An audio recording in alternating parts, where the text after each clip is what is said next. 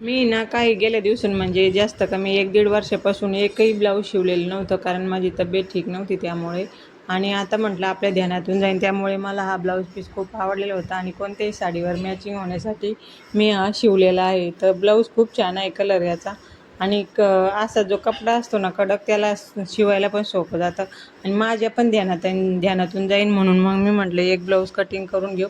आणि आदल्या दिवशी कटिंग करून एवढी जोरदार करून ठेवली होती आणि आज आता मी ते शिवायला घेतलेलं आहे. काय झालं ना, आता सध्या ब्लाऊजचे भाव इतके वाढलेले आहेत ना, आपल्याला जी गोष्ट येते त्याचे पैसे बाहेर द्यावं नाही वाटत खरं म्हणजे. कारण ब्लाऊज शिवणं इतकं पण अवघड नाही की ज्यांनी क्लास केलेला आहे का किंवा येते त्यांना. तर म्हणलं माझ्या पण लक्षातून जाईल म्हणून मी ब्लाऊज शिवायला घेतलं, कटकूट करून घेतलं. पण एकदम छान बसलेला आहे ब्लाऊज आणि रिकाम्या वेळात तर आपण करू शकतो, इतकं काही वेळ लागत नाही.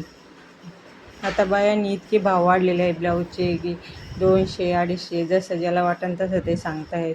आणि हुका लावून घेतल्यावर बघितलं ट्राय करून, ते एकदम खूप छान बसलेलं आहे. खूप दिवसानंतर शिवलं पण काही चूक वगैरे झाली नाही आणि असं माझं परफेक्ट ब्लाऊज झालेलं आहे.